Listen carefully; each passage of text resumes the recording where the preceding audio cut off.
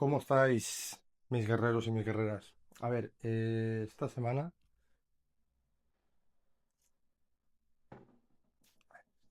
pasada he estado hablando en mis redes sociales sobre el libro El arte de la guerra, ¿vale? Entonces, voy a compartir aquí un vídeo un poquito más largo, hablando un poquito más específicamente de este libro, del arte de la guerra, ¿vale? Porque es algo que ha gustado, interesado. A mí personalmente es un libro que creo que es muy importante, ¿vale? No por el hecho de ser un tratado milenario sobre defensa, sobre guerra, sobre estrategia militar, sino porque todas estas enseñanzas de las que nos habla el autor, Sun Tzu, las podemos aterrizar a nivel pragmático a nuestro día a día, ¿vale? Ya sea en cuanto a desarrollo personal, autoconocimiento, relaciones de pareja, laborales, empresariales, cualquier tipo de relación, cualquier tipo de situación, ¿vale? La podemos resolver con estas enseñanzas militares de estrategia, ¿vale? Pero adaptadas, pues, a, como digo, a nuestro día a día. Entonces, Sun Tzu fue un estratega militar en China y que estuvo combatiendo en el ejército chino, y la verdad es que escribió este libro basándose en la mejor forma de vencer prácticamente sin luchar, sin combatir. Y nos habla de planificación, estrategia, la no lucha, el esperar, o sea, muchas enseñanzas, mucha planificación estratégica para conseguir eso, ¿no? Vencer sí o sí, sin necesidad prácticamente de luchar, ¿vale? Y no digo luchar físicamente, sino estar a la fuerza, o sea, dejar que todo fluya para que todo se dé de forma natural, ¿no? Y conseguir esa victoria. Entonces, Sun Tzu, como digo, un estratega militar chino, eh, que la gente confunde mucho con el tema de los samuráis y el ejército chino o los monjes de Shaolin o los guerreros de Shaolin. Primero estuvieron, fue Shaolin primero, ¿vale? Los monjes de Shaolin, los guerreros de Shaolin, y a posteriori, varios siglos después, vinieron los samuráis. Y sí que es verdad que líderes japoneses se basaron en este libro, ¿vale? Incluso los samuráis también lo tuvieron como ejemplo, se basaron en este libro, en sus enseñanzas, ya que, como he dicho, es estrategia militar y los samuráis eran guerreros, ¿vale? Del Japón feudal, que servían a su rey, pero eran guerreros, igual que los guerreros de Shaolin. Entonces, sí que es verdad que no fue escrito para ellos, ¿vale? Pero esta semilla que se plantó en China floreció varios siglos después en el Japón feudal, ¿no? Y evidentemente los samuráis, que eran guerreros, el código de honor suyo, el Bushido, hacía referencia y tenía mucho que ver con este libro, ¿ok? Entonces sí, podemos decir que se inspiraron mucho en este libro, ¿ok? ¿Cómo se llegó, eh, cómo llegó Sun Tzu a escribir este libro, ¿vale? Eso sería de qué nos habla el libro El arte de la guerra, ¿vale? Como he dicho, nos enseña a combatir de la mejor forma posible para asegurarnos la victoria. ¿Cómo se llegó hasta aquí? Os voy a contar en esta segunda parte del vídeo un poco cómo se llegó hasta aquí. Tenéis que entender que la defensa personal que conocemos hoy en día, yo he practicado muchos deportes de contacto, boxeo, kickboxing, MMA. He practicado también defensa personal, Krav Maga. De hecho, soy instructor titulado, cinturón negro, primer dan en Krav Maga. Y al final todo parte desde nuestros ancestros, ¿no? Desde los orígenes. Los orígenes era el Wushu, fue el Wushu. Lo que conocemos hoy en día como Kung Fu, que en pocas zonas o en pocos sitios se transmite esa enseñanza, y cuando se transmite de forma errónea normalmente. Pero todo parte desde el Kung Fu, ¿no? Que realmente se llamaba Wushu. De hecho, yo, cuando empecé, no sé, tenía 5 o 7 añitos, empecé con el Kung Fu, ¿no? Con el Wushu. Allí sí que es verdad que lo llamábamos Wushu, ¿vale? Como realmente se llama, no Kung Fu. Y yo empecé a formarme con eso, ¿no? Empecé también con la esgrima, luego lucha con el palo largo de los monjes de Shaolin. Es un arma muy chula, muy bonita. Y la verdad es que disfruté muchísimo durante ese tiempo. No sé, tenía 5 o 7 añitos y estuve como 7 o 8 años practicándolo. Al final lo dejé por fuerzas mayores. Y ahora, de hecho, en la actualidad vuelvo a retomar eso porque la verdad es que es como lo que os he dicho, ¿no? Esa pequeña semilla que se plantó en China, que floreció en Japón. Esa pequeña semilla que se plantó en mi infancia vuelve a florecer hoy en día, ¿no? Y es que todo tiende al origen, a su opuesto, ¿no? Como dice el Tao. Ahí se encuentra el equilibrio. Entonces vuelvo otra vez a recuperar eso. De hecho, estoy haciendo ahora Kendo y empiezo otra vez con el Wushu. Entonces, el Wushu originalmente se estableció como sistema de defensa, ya que el no saber defenderse implicaba realmente la muerte.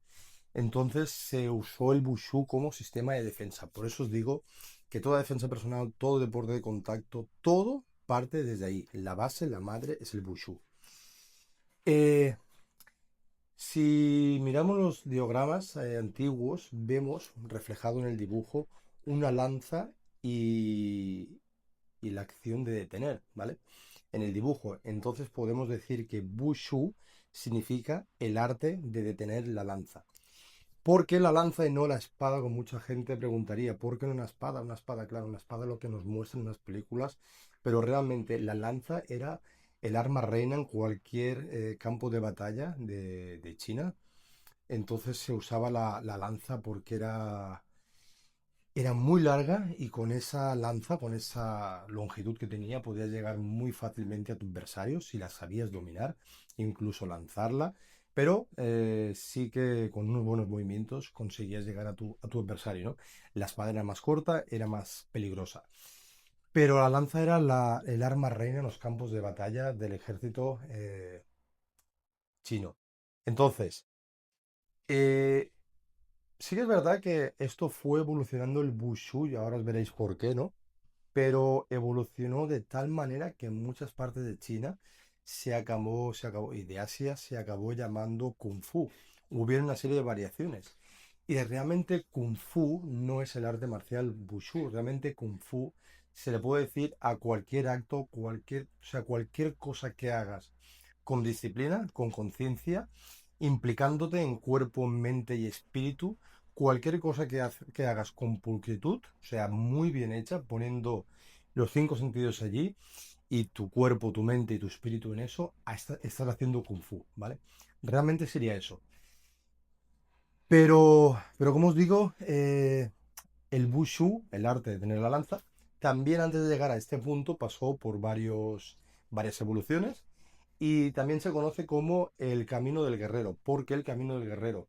Porque se interpretó lo que os decía de la lanza, se enseñó a los guerreros para ir a combatir a usar la lanza y de igual forma a defender la lanza, ¿vale? Porque era un arma muy peligrosa. Entonces, el camino que todo guerrero tenía que recorrer para ser muy bueno usando la lanza y muy bueno defendiéndola, era un camino pues largo, tortuoso, complicado, se necesitaba pues de tener disciplina total y absoluta. Entonces, por eso se le conoció posteriormente como el camino del guerrero.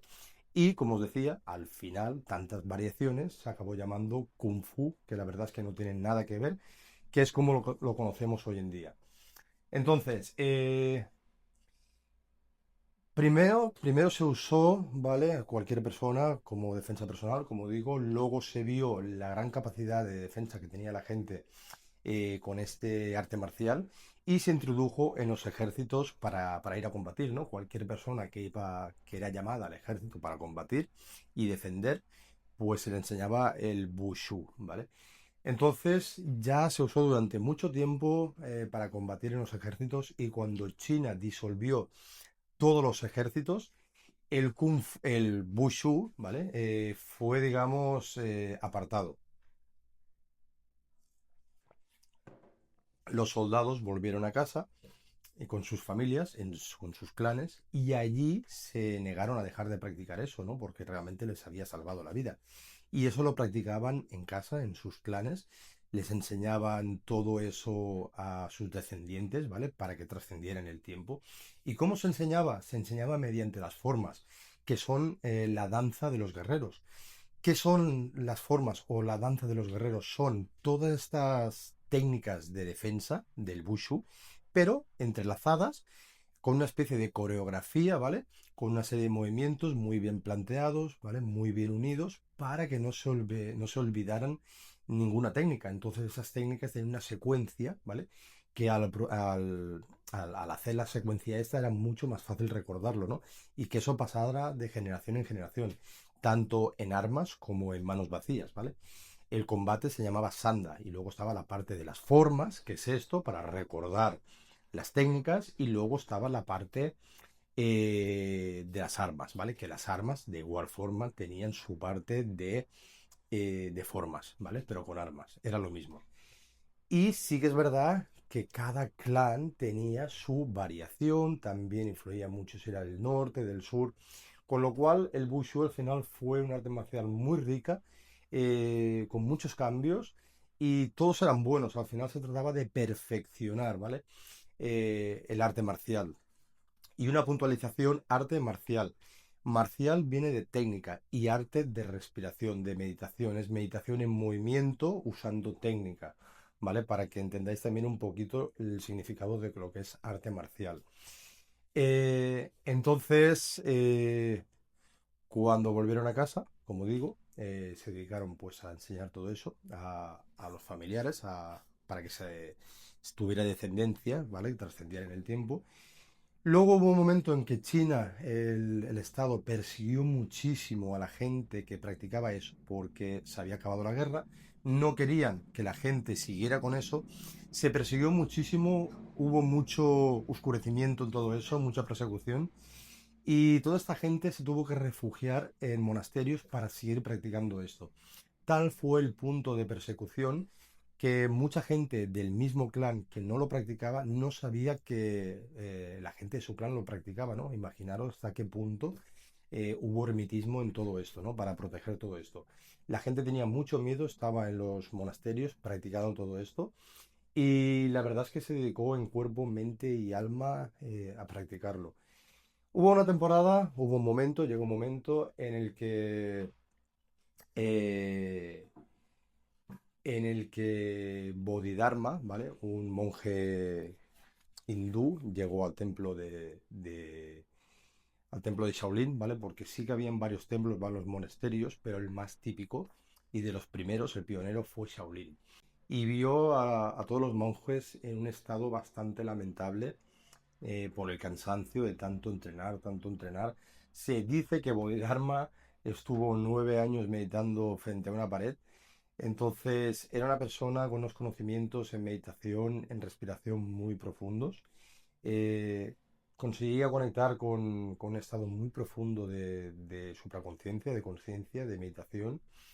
Y estos ejercicios que les enseñó a los monjes que allí estaban ayudó muchísimo, muchísimo al fortalecimiento tanto físico como mental como espiritual de los monjes, con lo cual progresaron muchísimo, ¿vale? En cuanto a todo lo que estaban trabajando.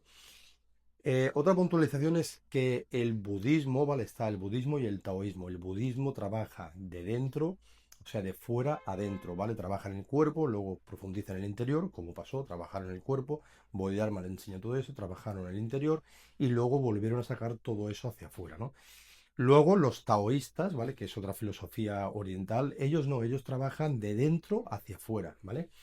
¿Por qué lo digo? Porque el templo de Shaolin fue incendiado cuando, bueno, estaba por la noche, que estaban todos los monjes durmiendo, y después ya, cuando tenían todo esto bien practicado, bien asumido, que lo habían trabajado, murieron prácticamente todos y los pocos supervivientes bajaron a Fukien, abajo a la ciudad, ¿vale? Y allí construyeron otro templo, otro monasterio. ¿Qué pasa? Que allí se juntaron los monjes del sur con los del norte y allí hubo otra mezcla de valores, de conceptos, de estilos, ¿vale? Enseñaron todas esas técnicas de respiración a los monjes que las desconocían y perfeccionaron aún más todo lo que sabían, ¿no? Todo ese potencial. Luego, evidentemente, ese monasterio fue incendiado también, ¿vale? A posteriori. Y luego se juntaron con los taoístas, ¿vale? En otro monasterio, monjes que eran taoístas, ¿vale? Y junto con ellos volvieron a trabajar todo esto, perfeccionaron, se enseñaron los unos a los otros las técnicas, los conocimientos que tenían, en respiración, en meditación. Allí se formaron realmente guerreros muy potentes. Estaban en los monasterios al final los monjes y los guerreros, ¿vale? Habían que practicaban artes marciales, que eran los guerreros, y los que no practicaban, que eran los monjes, simplemente se dedicaban a orar, ¿no? Entonces hubo una conexión muy fuerte entre ellos y allí es cuando se escribió, cuando se originó el libro El arte de la guerra, ¿no? Cuando se escribió y a posteriori, como he dicho, varios siglos después, esas enseñanzas las usaron, se inspiraron los samuráis. Pero el resumen, digamos, para que lo entendáis, sería esto, ¿no? El Wushu primero era defensa personal pura y dura, luego a nivel de ejército, ¿vale? Para combatir. Y luego ya fue en los monasterios donde fue, pues, ese conocimiento se fue pasando de generación en generación, ¿vale? Entre las familias, entre los clanes. Y poco más, para no hacerlo muy largo. Lo dejamos aquí. Sí que si os interesa, puedo hacer otro vídeo hablando más en profundidad de cada época, ¿no? Porque la verdad es que hay mucho para hablar. También existen muchos sistemas dentro de Nanchuan, Chanchuan, Taichichuan, con armas también. O sea, hay muchísima variedad, ¿vale? Por eso he estado atento a ver cómo decirlo para no dejarme nada, ¿vale? Que fuera relevante y no meterme tampoco en puntualizar muchas cosas para no perdernos, porque si no el vídeo sería muy largo. Pero poco más. Esto es el origen del libro El arte de la guerra, que es de Shaolin, de la China, ¿vale? No tiene nada que ver con los samuráis. Luego también hay otro vídeo hablando del Bushido, el código de honor de los samuráis, ¿vale? Es diferente. Es mucho más militar también, ¿vale? Son códigos de honor, son valores que ellos tenían, ¿vale? Lealtad, respeto, honor, incluso morir con dignidad, ¿no? Cuando tenían que quitarse la vida. Era un código también muy chulo, ¿no? En el que se basaban ellos. Y la verdad es que digno de hacer también otro vídeo. Así que nada, si os mola esto y si queréis también profundizar mucho en vuestro desarrollo personal, autoconocimiento, porque yo llevo mucho tiempo haciendo desarrollo personal, después autoconocimiento y luego ya transmitiendo desde esa filosofía oriental, que es una filosofía que me encanta, viene a decir lo mismo que se está diciendo hoy en día, pero es que, por ejemplo, hoy en día hablamos de los baños de hielo, ¿vale? Los beneficios que tiene los baños de hielo. Pero es que estamos haciendo 3 minutos de baños de hielo y yo lo he hecho a -6 grados. Y los samuráis, los monjes de Shaolin, ya lo hacían estando horas debajo de cascadas frías. O sea, el poder que tenían de controlar la mente era increíble, ¿no? Y al final, ya os digo, todo lo que se está enseñando hoy en día ya se enseñaba en la antigüedad. Y hoy pues vuelve, ¿no? Porque como os digo, todo recupera al final o todo vuelve a su estado opuesto original, ¿no? Eso es el taoísmo, por ejemplo. Al final hay que ir al origen, siempre. Siempre vamos al origen. Yo de hecho lo estoy haciendo también, otra vez pues transmitiendo desde esa filosofía oriental, volviendo a practicar artes marciales, centrándome pues en la rueda del Dharma, esos ocho caminos, ¿vale? Que toda persona debería de seguir. Y no estoy hablando de los monjes, de los guerreros, no, simplemente toda persona. Por ejemplo, la tengo aquí delante, ¿no? Y aquí delante tengo un cuadro muy grande con la rueda del Dharma. Una visión correcta, un pensamiento correcta, habla correcta, acción correcta, modo de vida correcto, esfuerzo correcto, atención plena, concentración. O sea, llevar a termo esto, llevarlo a cabo, perdón, es muy complicado. Debería ser muy sencillo, ¿no? Pero como estamos siempre con el ego disparado y el ego siempre nos lleva ventaja, es complicado, ¿no? Porque siempre estás allí que caes, ¿no? Que caes, que caes, que caes. Pero bueno, es enseñarse a no caer y coger cada día un camino de estos, es decir, voy a trabajar esto, ¿no? Hoy voy a proponerme, por ejemplo, hablar de forma correcta, ¿vale? Ser educado a la forma de hablar y hablar con verdad y estar trabajándote allí, ¿vale? Luego coges otro camino, lo mismo, acción correcta, ¿vale? No robar, no violar, no matar. Voy a trabajar esto, ¿vale? Entonces trabajas eso y cada día trabajas un campo, ¿no? Y es un camino pues largo, pero muy bonito. También os hablé otro día de la vida que tenían los monjes de Shaolin dentro del templo. Era brutal, o sea, no dejaban tiempo para las distracciones. Entonces, cuando tú anulas la mente o le das la oportunidad de que pueda pensar de más, allí es cuando empieza a trabajarte, ¿no? Allí es cuando eres dueño de tu mente. Si no, tu mente siempre va a tomar las decisiones por ti.